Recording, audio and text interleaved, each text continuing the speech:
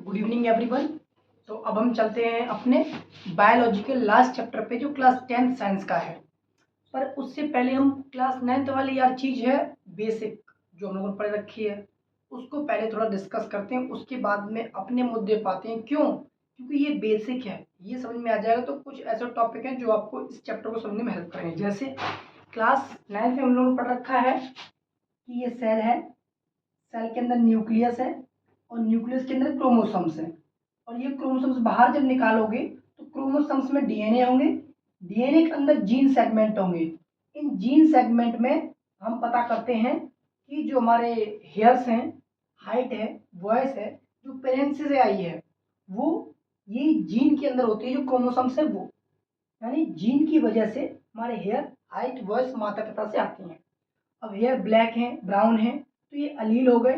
और जो हेयर है, हाइट है, वॉइस है, इसे ट्रेट कहते हैं। ये कॉमन बेसिक है जो यहाँ भी वर्ड यूज देखने को मिलेंगे। अब अपने माइंड मैप पे आते हैं, इस चैप्टर में पढ़ना क्या है और समझना क्या है। तो सबसे पहले पढ़ना है वेरिएशन क्या होता है। तो वेरिएशन वो चीज है जिससे आने वाली जो जनरेशन है उसमें चेंजमेंट देखने को मिला। जैसे किसी के हेयर पेरेंट्स के यानी डैड के ब्लैक हैं, मदर के ब्राउन है, तो दोनों के कॉम्बिनेशन से जो ऑफ स्प्रिंग आएगी तो उसके जो हेयर हो सकते हैं ब्राउन ब्लैक दोनों हो या ब्राउन ही हो।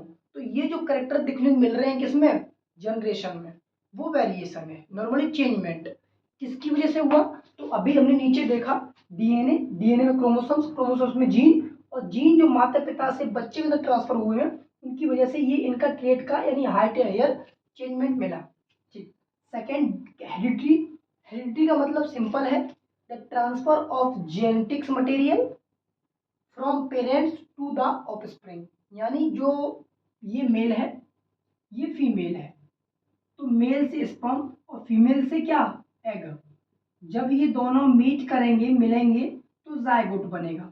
तो सीधी सी बात है, इन माता पिता के जो डीएनए या जीन्स थे वो जायगोट में आएंगे, जो एक दोनों में से किसी एक के कैरेक्टर जायगोट में शो होंगे। तो ये क्या है, हेरिडिटी। तो transfer of genetic material from parents to offspring is known as heredity. ठीक। हेरिडिटी के बारे में हमारे जो मेंडल थे उन्होंने एक एक्सपेरिमेंट किया था, पी प्लांट एक्सपेरिमेंट, जिसमें उन्होंने मटर का पौधा लिया, एक टॉल पौधा लिया, एक ड्राफ्ट पौधा लिया।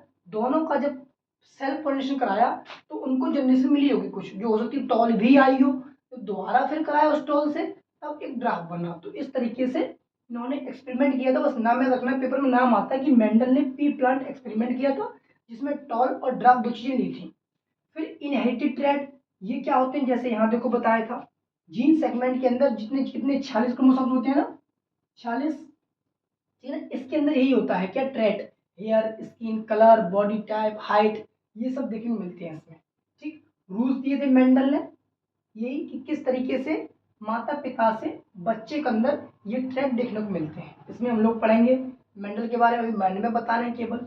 How do this trait get express, ये अपने आप को एक्सप्रेस कैसे करते हैं।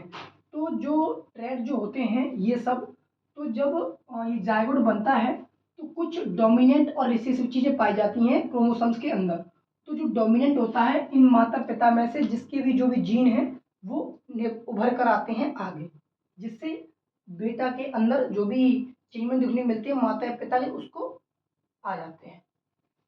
सेक्स डिटर्मिनेशन, इसका मतलब होता है कि डिटर्मिनेशन ऑफ सेक्स, मतलब ये बताना कि सामने वाला जो जनरेशन आ रही है वो मेल आएगी या फीमेल आएगी। जैसे हम लोग देखते हैं जो एक्स एक्स है ये फीमेल के अंदर है, और जो एक्स वाई है क्रोमोसोम्स ये मेल के अंदर है। तो जब एक एक्स ही मान लो कि दोनों ही एक्स है, तो जब एक्स एक्स मिलेंगे तो क्या बनेगा, फीमेल यानी बेबी गर्ल।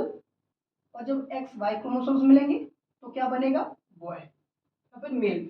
ये पता करना कि आने वाली ऑफस्प्रिंग क्या है, मेल या फीमेल, ये पता करते हैं क्रोमोसोम्स की हेल्प से। कैसे, 23 क्रोमोसोम्स आएंगे फीमेल से, 23 क्रोमोसोम्स आएंगे मेल से।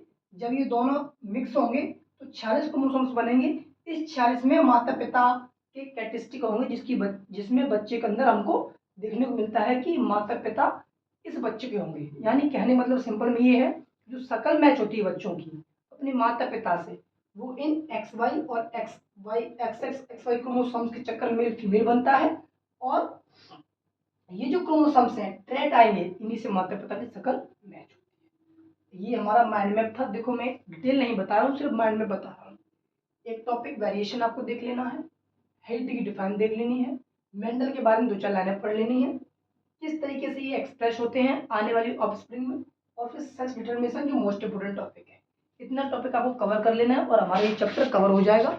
अब यहाँ पे बायोलॉजी हमारी खत्म हुई।